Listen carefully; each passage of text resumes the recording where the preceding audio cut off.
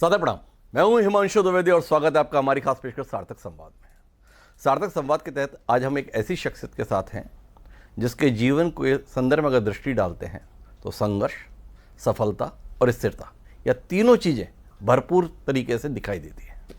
हम बात कर रहे हैं हिमाचल प्रदेश के मुख्यमंत्री सुखविंदर सिंह सुक्खू की, जिन्होंने अपना राजनीतिक कैरियर छात्र जीवन से ही शुरू कर दिया। पर छात्र जीवन के शुरुआती दौर में ही वह एनएसयूआई के प्रदेश अध्यक्ष रहे, तकरीबन 7 साल तक प्रदेश अध्यक्ष रहे। फिर उसकी युवा इकाई अर्थात भारतीय युवा कांग्रेस के भी वह प्रदेश अध्यक्ष बने, तो 10 साल तक उसके अध्यक्ष रहे। फिर मुख्य संगठन अर्थात भारतीय राष्ट्रीय कांग्रेस की हिमाचल प्रदेश इकाई के भी वो अध्यक्ष रहे और तकरीबन 5 साल से भी ज़्यादा समय तक उन्होंने अध्यक्ष के तौर पर काम किया, 6 साल। अब वो मुख्यमंत्री के तौर पर भूमिका में है। तो एक संघर्ष, सफलता और स्थिरता, तो इनके साथ में है सुखविंदर सिंह सुक्खू, जो इस समय हमारे साथ में है। तो सुक्खू जी, बहुत बहुत स्वागत आपका हमारे इस कार्यक्रम में। और सबसे पहले जानना यह है कि इतने लंबी यात्रा, इतना लंबा संघर्ष, संगठन के स्तर पर इतना लंबा काम, उसके बाद मुख्यमंत्री पद का दायित्व, 6 महीने का समय गुजर भी गया, क्या भाया, संगठन या सत्ता? नहीं, ना संगठन भाई ना सत्ता भाई जी संगठन में काम सीखा जी सत्ता में प्रयोग किया जी। और निश्चित तौर पर मैं कह सकता हूं कि हम लोग राजनीति में इसलिए नहीं आए कि हमें विलासिता का जीवन जीना और सत्ता के लिए आए हैं। मेरे पहले दिन से ही है कि हम व्यवस्था परिवर्तन करने आए हैं और मुझे खुशी है कि पिछले 6 महीनों से हमने कई प्रकार के महत्वपूर्ण परिवर्तन नियमों में किए हैं, कानून बनाए हैं और समाज के अंतिम व्यक्ति तक पहुंचने की हमने कोशिश की है। उस दृष्टिकोण से मैं आज कह सकता हूं कि हिमाचल प्रदेश जो 40 साल से जो व्यवस्था चली थी उसमें बदलाव करके धीरे धीरे अपने पांव पर खड़ा होने की कोशिश कर रहा है और आत्मनिर्भरता हिमाचल प्रदेश की ओर बढ़ रहा है। तो इस दृष्टि से हमारी सरकार कार्य कर रही है, सभी सदस्य हमारे कार्य कर रहे हैं और आने वाले समय में आप परिवर्तन भी देखेंगे, बदलाव भी देखेंगे और व्यवस्था परिवर्तन भी सुचारू रूप से देखेंगे। परिवर्तन तो हिमाचल के स्वभाव में है, लंबे समय से देखते आ रहे हैं, एक बार कांग्रेस एक बार भाजपा, और आप आमूलचूल परिवर्तन की बात कर रहे हैं। किन के संदर्भ में परिवर्तन की बात कर रहे हैं? आप परमार साहब के परिवर्तन की बात कर रहे हैं, आप वीरभद्र सिंह के जी के परिवर्तन की बात कर रहे हैं, शांता कुमार के परिवर्तन की बात कर रहे हैं, धूमल जी के परिवर्तन की बात कर रहे हैं, या जयराम ठाकुर के परिवर्तन की बात कर रहे हैं? किसके तौर तरीकों से इतनी ना इत्तेफाकी आपको है कि आप कह रहे हैं कि मैं तो बदलाव के लिए आया हूँ, मुझे तो व्यवस्था में बदलाव करना है? किसकी व्यवस्था नहीं भारी थी सुक्खू जी को? सत्ता में आते हैं चाहे वो कोई भी थे, परमार साहब हमारे सबसे बड़े विजनरी लीडर थे जी, उन्होंने भी परिवर्तन किया। मैं तो उस व्यवस्था में जो पुराने कानूनों के सहारे आगे बढ़ रही है उसमें हम परिवर्तन करते जा रहे हैं और परिवर्तन दिखना चाहिए, परिवर्तन धरातल पर नज़र आना चाहिए। वो परिवर्तन जनता को हिमाचल में नज़र आ रहा है और धीरे धीरे ये हम और आगे बढ़ते जाएंगे और जो हिमाचल प्रदेश एक प्राकृतिक सौंदर्य से भरपूर था, उस हिमाचल प्रदेश को हम अपने पैरों पर खड़ा करने वाले बदलाव लेके आ रहे हैं, ताकि जो हम कर्ज के बोझ के तले जो दबे हुए हैं और जो आर्थिक बदहाली के दौर से हम गुजर रहे हैं, उस परिस्थितियों पर कैसे पार पाना है और कैसे आगे बढ़ना है, इस दृष्टिकोण से हमारी सरकार कार्य कर रही है और हम धीरे धीरे करके आगे बढ़ रहे हैं और अपने पांव पर खड़ा होने की कोशिश कर रहे हैं। 2 सवाल इसके साथ निकल कर आते हैं। एक तो थोड़ा विस्तार से आप बताएंगे क्या खल रहा था सुखविंदर सिंह सुक्खू जी को जब वह विपक्षी राजनीति कर रहे थे, जब वह संगठन के तौर पर दायित्व निभा रहे थे, जो अब उन्हें लग रहा है कि ये ठीक नहीं था, मुझे ये बदलना है, अब बदलने का मौका है? मैं ये नहीं कह रहा, सभी जो अपने मुख्यमंत्री काल में सबने अपने अपने तरीके से कार्य किया है जी। मैं थोड़ा आउट ऑफ बॉक्स जाके भी कार्य करना चाहता हूँ। हम चीज़ों को डिले नहीं करना चाहते जी। जो एक कॉस्ट अगर एक बिल्डिंग बनाने में 3 साल लगने उसको 7 साल बन रहे हैं, 8 साल लग रहे हैं, कई बिल्डिंगें 10-10 साल से बन रही हैं। जो हाइड्रो प्रोजेक्ट्स हैं हमारे पास उनको बनने में 12-12 साल लग रहे हैं। तो वो क्या हो रहा है, उससे क्या कमी आ रही है? वो डिले है, डिले करप्शन है। तो अगर आप उन्हें काम करना है तो काम को टाइम बाउंड नहीं किया तो गवर्नेंस मॉडल आपका फेल हो जाता है। गुड गवर्नमेंट के लिए गुड गवर्नेंस का होना ज़रूरी है, अच्छे शासन के लिए अच्छे प्रशासन का होना ज़रूरी है। तो प्रशासनिक स्तर पर हमने काम को बढ़ाया है, और जो पिछले 40 सालों से जिस अव्यवस्था में जो रूटीन वर्क होता था, एक सरकार आती थी, दूसरी उसमें उसी नियमों के तहत चली जाती थी, एक सरकार आई, दूसरी चली गई, हर बार 5 साल में परिवर्तन हो जाता था। तो हम उस व्यवस्था को परिवर्तित कर रहे हैं, जिससे आम आदमी को, गरीब आदमी को समय के अनुसार उचित उसके जो साधन है, उचित जो उसमें जो उसके लिए हमने कार्य करना वो पहुंच सके, इस दृष्टि से हमारी सरकार कार्य कर रही है। आप अपनी सरकार को इस दृष्टि से काम करना बता रहे हैं। सुर्खियों में आप आ रहे हैं बदहाली के संदर्भ में, पूरे देश में छा गया कि हिमाचल प्रदेश में सत्ता में आने के लिए कांग्रेस ने ऐसे वादे कर दिए जो अब उसे भारी पड़ रहे हैं, वो इतने भारी पड़ रहे हैं कि अपने कर्मचारियों को तनख्वाह देने के लाले पड़ रहे हैं। आपकी भी चर्चा में निगाहों से गुजरी वो खबरें। नहीं, क्या सच्चाई इसमें? मुझे तो ये नहीं समझ आता जी कि कौन से सरकारी कर्मचारी है जिनको पैसे नहीं मिले। जी ये तो एक नैरेटिव सेट किया जा रहा है। जी हमने ओपीएस दिया, जी हमने 1500 रुपये की पेंशन दी, कोई सरकारी उसमें नहीं है। जो भारतीय जनता पार्टी की सरकार ने जो लोन की जिस प्रकार आर्थिक बदहाली में हिमाचल प्रदेश को पहुंचाया जो पिछले 5 साल में, हम उससे उभरने की बात कर रहे हैं। जी हम नहीं कह रहे कि आप कह रहे हैं कि वो कर्मचारियों को, हाँ कौन से कर्मचारी ऐसे हैं आप मुझे बता दीजिए। कोई भी हमारे विभाग का, कोई भी कॉरपोरेशन का, कोई भी सरकारी कर्मचारी है ऐसा नहीं है जिसको हर महीने रेगुलर पे ना मिलती हो। जी कुछ कर्मचारियों को 15 तारीख के बाद पे मिलती है, जो कॉरपोरेशन बोर्ड है जी उनको मिलती है, बाकी तो कोई भी ऐसा कर्मचारी है ही नहीं। ये एक नैरेटिव सेट किया गया। और किसने किया? जैसे आपके दिमाग में है, दिल्ली से पत्रकारों के फ़ोन आए, जी राज्य के पत्रकारों को अभी मेरे सामने फ़ोन कीजिए, जी कभी ऐसी व्यवस्था रही, कभी भी नहीं। कर्मचारी सबसे ज्यादा ये narrative set 2-2 कौन लाख कर रहा है? 2-2 लाख कर्मचारियों की रैली हो रही है। जी। ये नैरेटिव सेट हुआ ओपीएस के बाद, जी जब दूसरी सरकारों पर दबाव पड़ा कि जब हिमाचल जैसा छोटा प्रदेश अपने सरकारी कर्मचारी जिसकी संख्या काफ़ी है जी। और राज्यों के मुकाबले उनको ओल्ड पेंशन दे सकती है, तो और सरकारें क्यों नहीं दे पा रही है। तो इसको शुरू करने के लिए कि वहाँ तो देखो ओपीएस देने के बाद ऐसे हालात पैदा हो गए कि वो पे भी नहीं दे सकते, ऐसी बात नहीं है। हम अपने पाँव पर 4 साल में अर्थव्यवस्था को लाएंगे। कहने का मतलब ये है कि इस प्रकार के नैरेटिव से सरकार को जो बदनाम करने की कोशिश की गई है वो सफल होने वाली नहीं है। जी भारतीय जनता पार्टी ने पिछली बार 14,500 करोड़ रुपया कर्ज लिया था, और आरबीआई ही कर्ज की लिमिट फाइनेंस मिनिस्ट्री तय करती है। हमने भारत सरकार से पूछा कि आपने हमारे 5,500 करोड़ क्यों काट दी? जी 1780 करोड़ रुपये जो एनपीए का हमको वापस मिलना था वो क्यों नहीं मिला? जी तो इनसे हम कमज़ोर नहीं हुए हैं, हम कमज़ोर नहीं हुए, हम मजबूत हुए हैं। और आपको मैं बताऊं, 6 महीने में हमने अपने आय के साधन 2,000 करोड़ रुपये बढ़ा दिए। ये व्यवस्था परिवर्तन का ये कारण है कि हम 600 करोड़ रुपये से ज़्यादा की आय शराब में प्राप्त कर रहे हैं। पिछली भारतीय जनता पार्टी की सरकार ने जो शराब के ठेके थे वो नीलाम नहीं किए जाते थे, जी वो हर बरी 10% बढ़ाकर उनको रिन्यू कर दिया जाता था। आज 600 करोड़ बनाए हैं।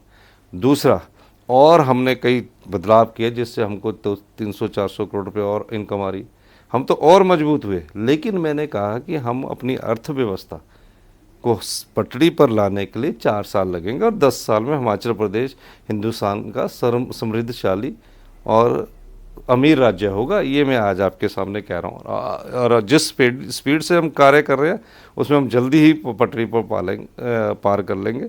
लेकिन ये कहना, ये भी वो भी दिल्ली के पत्रकार, कोई आज तक का पत्रकार आया, कोई मेरे को तो ये चीज़ समझ ही नहीं आई कि दिल्ली, आप अपने लोकल पत्रकारों से तो पूछिए कि हिमाचल में क्या व्यवस्था है। जी तो आप जो ये कोशिश कर रहे हैं इसमें केंद्र की सरकार आपकी कितनी मददगार है या कितनी परेशानी पैदा कर रही है? देखिए, केंद्र की सरकार का एक धर्म होता है, जो राज्य की सरकारें होती है, जो उनके शेयर बनता है, उन शेयरों में हम हिस्सा लेने के लिए आते हैं जी, और कोई ग्रांट मिलती है किसी योजना के तहत, उसके लिए हम मिलते हैं। और ये हमारा दायित्व बनता है कि केंद्र की सरकार के पास जब वो दूसरे राज्यों की सरकारों को उनका शेयर समय पर देती है तो हम भी उनके पास जाते हैं, और उनका, हाँ, ये हमारा अधिकार भी है। और केंद्र सरकार को हम बात करके कहते हैं कि हमारी ये प्रॉब्लम है, इसको सॉल्व कीजिए। कई चीज़ें होती है। अब मैं फॉरेस्ट से संबंधित है केस हमारे कई होते तो हम अपने फॉरेस्ट मिनिस्टर को मिलते हैं। जी रेलवे से संबंधित हमारे केस है कि हम पैसा दे रहे हैं। हम ऐसी सरकार है जो रेलवे को भी 50% पैसा दे के बोल रही है कि रेलवे लाइन बनाइए हमारे बद्दी में, और पर हमें उसमें इक्विटी कर दीजिए। जब हमारा धर्मशाला का जो एयरपोर्ट है, जिसकी एक्सपेंशंस के लिए भारत सरकार ने अभी तक ना हाँ की है ना की जी। है, तो हमने कहा कि हम 2000 करोड़ रुपया खर्च करके अपनी भूमि कर रहे हैं। तो हम आगे बढ़ रहे हैं। अर्थव्यवस्था का मकसद ये है कि हमें अपने अनुशासित जो फिस्कल डेफिसिट है उसमें अनुशासित होकर अपने राजस्व को बढ़ाना है। आप अपनी कोशिशों को तो बता रहे हैं, पर मेरे सवाल का आपने उत्तर नहीं दिया।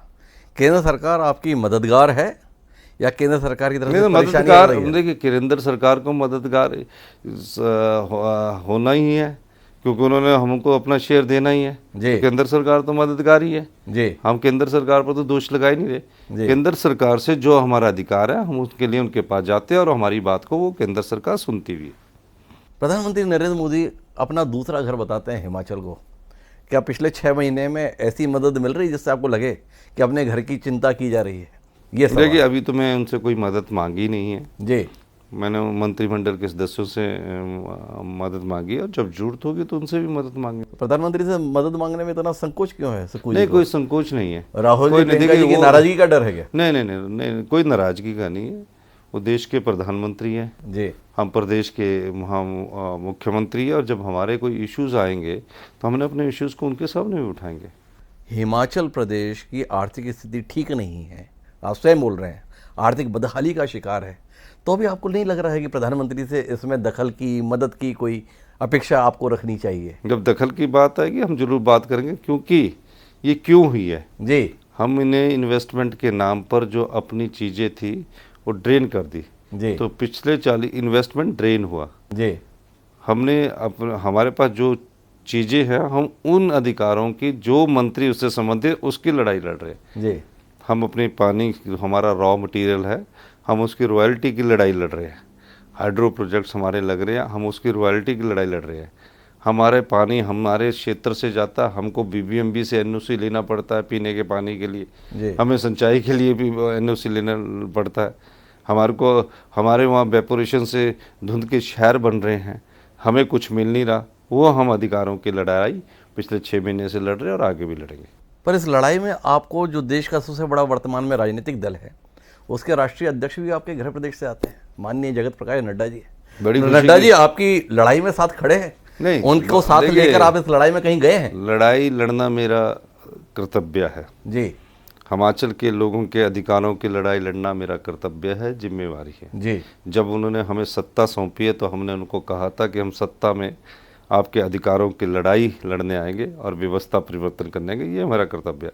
नड्डा जी राष्ट्रीय भारतीय जनता पार्टी के अध्यक्ष है, और बड़ी खुशी की बात है हमारी एक ही संसदीय सीट है, वहाँ से आते हैं, और एक छोटी सी स्टेट से, जी एक छोटी सी स्टेट से राष्ट्रीय अध्यक्ष बनना बहुत बड़ी बात है। और मैं मानता हूँ कि आज उनकी सरकार पिछले 10 साल से है और तब से वो राष्ट्रीय अध्यक्ष है, अच्छी बात है। हमारे राज्य के लिए कुछ, अरे उनके लिए तो अच्छी बात है, आपके लिए कुछ अच्छा करके दे पा रहे हैं कि नहीं नहीं, दे हम पा तो रहे हैं? अपने- सुक्खू जी देखिए- को पिछले 6 महीने में किसी स्तर पर, प्रधानमंत्री जी का तो आपने कह दिया अभी मौका ही नहीं आया तो मैं गया नहीं, नड्डा जी के स्तर पर कोई मदद मिली या उनसे भी नहीं, मदद के हमें लिए अभी अभी तो आपने मदद पहल नहीं की, की? देखिए हमें मदद कब चाहिए होती है, जो हमारे अधिकार है उस समय लेंगे ना। जी अभी तो हम अपने संसाधन हिमाचल के अंदर है उनको पहले एक्सप्लॉइट करना है, उनसे अपनी आय बढ़ानी जी। है। और जहाँ अधिकार की बात है उस बारे में पत्राचार चल रहा है।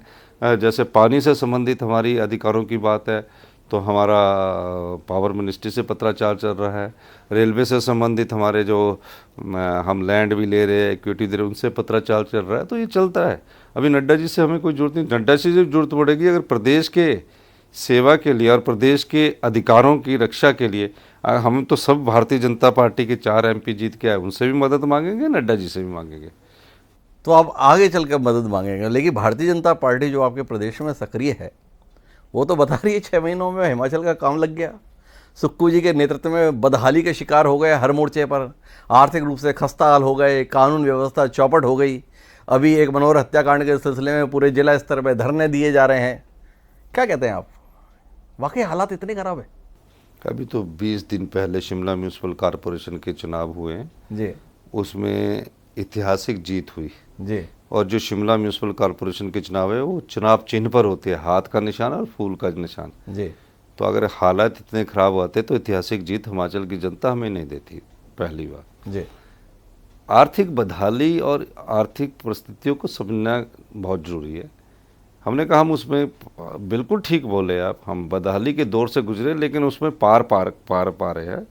दूसरी बात, एक ऐसा हत्याकांड है हिंदुस्तान के इतिहास में जी जहां सभी परिवार के सदस्यों को गिरफ्तार कर लिया मनोहर हत्याकांड में, जी और तीसरे दिन हमने गिरफ्तार कर लिया, किसी को पता नहीं।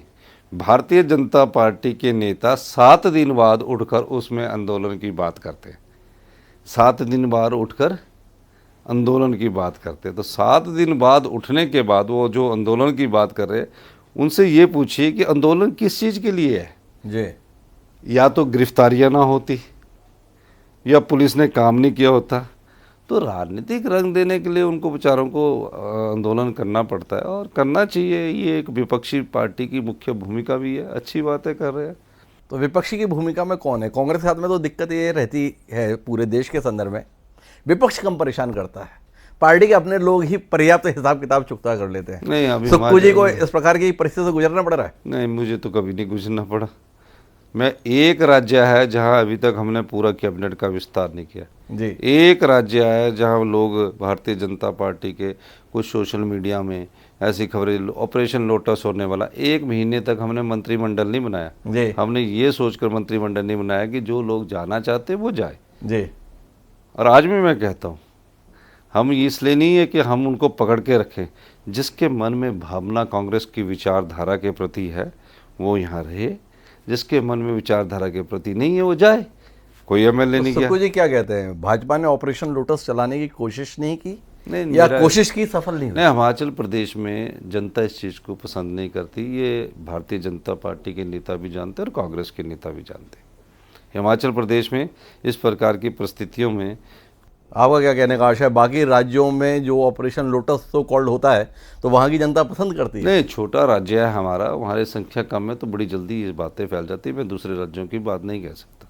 लेकिन जानने में दिलचस्पी है, कौन ज़्यादा परेशान करता है सुक्खू जी को, कुछ जयराम ठाकुर जी या मुकेश अग्निहोत्री जी? आप वो सवाल पूछ रहे जिससे कोई परेशानी ही नहीं है। आप सवाल पूछो, कोई आपके पास तथ्य हो कि ये लोग आपको परेशान करते तो अच्छा होता।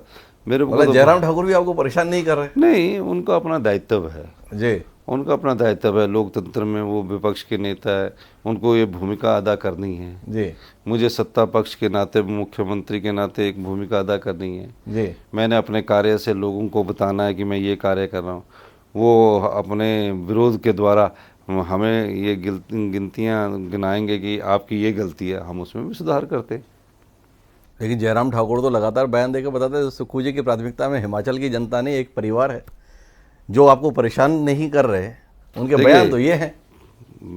मैं हमारे राष्ट्रीय नेता है, परिवार नहीं है। जी अगर आप परिवार की बात कर ले तो भारतीय जनता पार्टी के कई परिवार के लोग अभी तो राष्ट्रीय राजनीति में हैं। जी अब हमारी राज्य से ले लीजिए, धूमल साहब उनके मुख्यमंत्री, उनके बेटे अब कैबिनेट मिनिस्टर्स हैं। जी ऐसे कई उदाहरण हैं। राजनाथ सिंह जी रक्षा मंत्री, उनके बेटे भी वो है। जी तो राहुल गांधी जी का नाम लेकर राजनीतिक रोटियां और उन्हें बदनाम करके जो लोग सेकना चाहते हैं, वो अपनी राजनीति को इस तरह से दोहराना चाहते हैं ताकि वो अपनी राजनीतिक दुकानदारी को चला सके। मैं ये कहता हूँ कि हर एक पार्टी का अपना एक नेता होता है, उसकी एक सोच होती है। ये राहुल गांधी जी को कोई प्रधानमंत्री की कुर्सी का लालच नहीं है। प्रधानमंत्री की कुर्सी तो डॉक्टर मनमोहन सिंह जी के समय 2009-10 में भी उनको मिल सकती थी। पूरी कांग्रेस पार्टी उनके पीछे खड़ी करती थी। उनकी माताजी को भी प्रधानमंत्री की कुर्सी मिल सकती थी 2004 में, 3-4 में, जब संसद के टाउन हॉल में सभी लोग बोल रहे थे कि श्रीमती सोनिया गांधी जी आप देश की प्रधानमंत्री बनो। जब ऐसी बात वो बोल रहे थे, आप बताइए उन्होंने प्रधानमंत्री की कुर्सी का त्याग किया। आज के ज़माने में कोई पंचायत प्रधान का कुर्सी का त्याग नहीं करता। श्रीमती को सोनिया गांधी ने प्रधानमंत्री की कुर्सी का त्याग किया। अब भारतीय जनता पार्टी को ये लगता है कि एकमात्र नेता है जो भारतीय जनता पार्टी से किसी भी प्रकार से नहीं डरता। जी। उस संदर्भ में उनको विचारों को बदनाम करने की कोशिश की जाती है। क्या जरूरत पड़ी थी राहुल गांधी जी को कन्याकुमारी से कश्मीर तक पद यात्रा करने के लिए? वो तो एक प्रधानमंत्री के बेटे थे, एक पूर्व प्रधानमंत्री के पड़पोते थे। क्योंकि जब उन्होंने देखा कि देश की एकता और अखंडता में कहीं ना कहीं समाज में भय का माहौल है, तो उन्होंने यात्रा की। वो भी प्रधानमंत्री बनने के लिए यात्रा नहीं थी, वो देश के लोगों के लिए यात्रा थी, ताकि इस भय से जो कांग्रेस पार्टी मुख्य विपक्षी दल है, लोगों को ये आश्वासन दे सके कि हम चाहे सत्ता में नहीं है, लेकिन हम विपक्ष में होकर भी हिंदुस्तान की जनता के साथ खड़े हैं। हम राज्य से बाहर निकल के थोड़ा देश के संदर्भ में बात करते हैं, क्योंकि आप संगठन के व्यक्ति हैं और आपने राहुल गांधी को लेकर इतनी विस्तार से बात की। कांग्रेस, सभी लोग मानते हैं कि अपने जीवन काल के सबसे खराब दौर से गुजर रही है। आने वाले भविष्य को क्या देख रहे हैं सुक्खू जी? देखिए, लोकतंत्र की एक विशेषता है जी। जब मतदाता मत डालने जाता है तो उस लोकतंत्र में ये देखता है कि उसके अनुसार कार्य कौन कर सका। 10 साल पहले मोदी जी को लोगों ने जनमत दिया और हम खराब दौर से नहीं गुजर रहे, हम उन परिस्थितियों से गुजर रहे कि लोगों ने हमें अभी कुछ समय के लिए नकारा है। ये वही लोग थे जब इन्होंने 2009 में डॉक्टर मनमोहन सिंह जी की सरकार को दोबारा चुनकर भेजा था। 10 साल हम भी सत्ता में रहे जी। ये वही भारतीय जनता पार्टी थी जब 2 संसद इनके चुनकर आए थे, आज ये 9 साल से सत्ता में है। जी। तो लोकतंत्र में मुख्य विपक्षी पार्टी आज भी पूरे हिंदुस्तान में कांग्रेस पार्टी है। जी।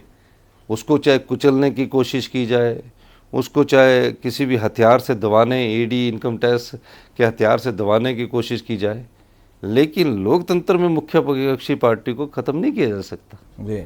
अगर आप सोचोगे कि लोकतंत्र में कोई विपक्षी पार्टी रहेगी नहीं, तो वो लोकतंत्र नहीं रहा, वो तानाशाही रहा।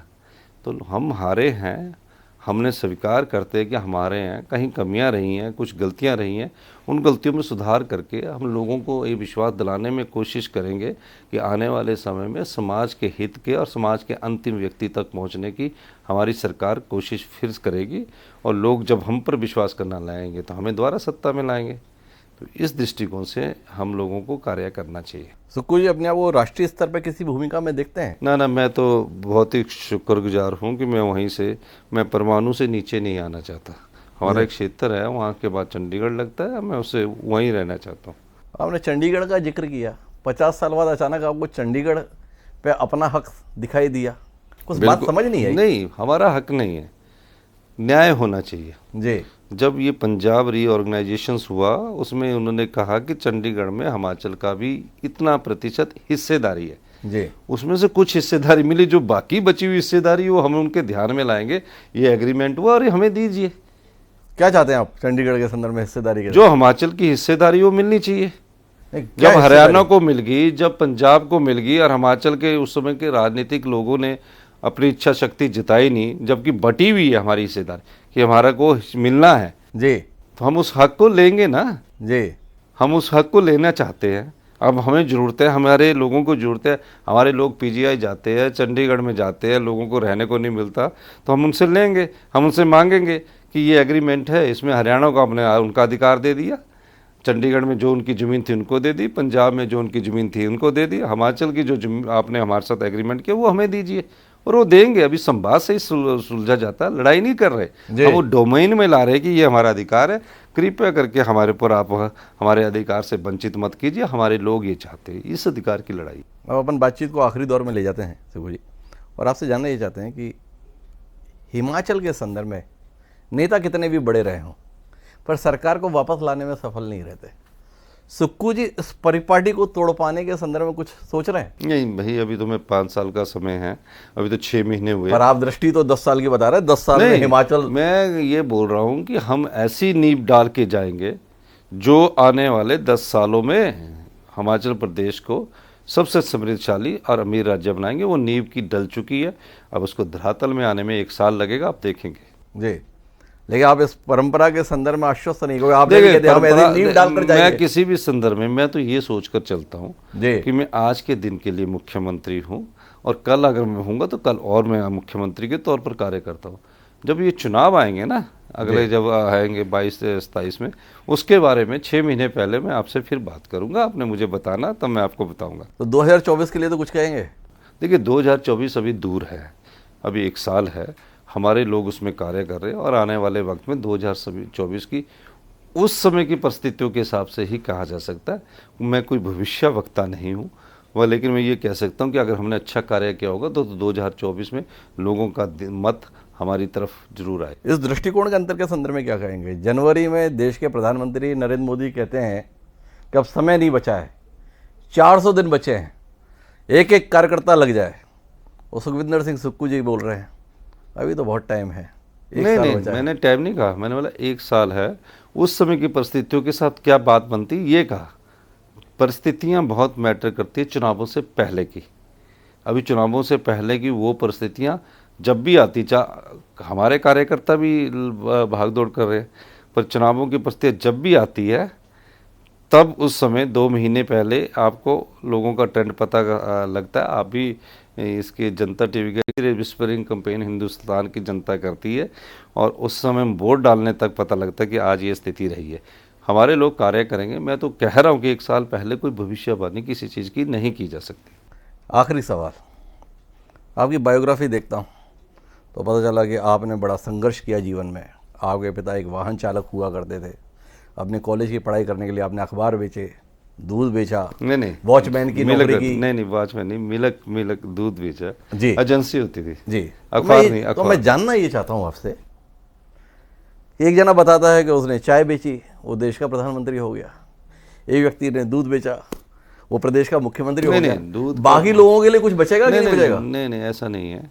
पहले समझिए, जब हम पढ़ते थे तो सुबह उस समय दूध की डेयरी का नहीं एक एजेंसी मिली थी जी, और एजेंसी मिली थी, उसमें सुबह 2 घंटे दूध बेच के आपके पैसे बन जाते थे। तो मैं और मेरा एक दोस्त था कि ये पैसे बन रहे तो हम काम कर लेते। इस दृष्टिकोण से हमने दूध को बेचा, और खड़े होके उसमें क्या प्रॉब्लम है? जब आप मेहनत करते हो तो जीवन में कुछ ना कुछ मेहनतनामा आपको मिलता ही और है। कुछ अचंभा नहीं होता आपको कहाँ से चले थे और कहाँ तक पहुँच गए? इसको लेकर क्या सोच है सुखविंदर जी की? मैं मानता हूँ कि मैं तो 17 साल में कॉलेज का क्लास CR बन गया था जी, और 21 साल में मैं प्रेसिडेंट बन गया था गवर्नमेंट कॉलेज शिमला, हिमाचल की कैपिटल का मैं प्रेसिडेंट था जी, कॉलेज का ना। एक ही कॉलेज होता था, बाकी 2 गर्ल्स कॉलेज होते थे, सेंट बीट्स कॉलेज और ये। तो अचंभा नहीं है, मेहनत करने का मेरी स्वभाव में है और मैं मेहनत करता हूँ। और उस समय क्या होता था कि माता पिता जी ये कहते थे कि कहीं सरकारी नौकरी लग जाए तो अपना गुजारा कर लेते थे जी। इस तरह का होता था। लेकिन हमारी तकदीर राजनीति की तरफ थी तो हम राजनीति की तरफ बढ़ गए और अपने आप को अपने पाँव पर सामर्थ करते करते आगे बढ़ते गए। तो आज सेवा करने का मौका मिला तो सेवा कर रहे हैं। तो अब आखिरी जनता को आप क्या बात कहना चाहेंगे इस कार्यक्रम के माध्यम से?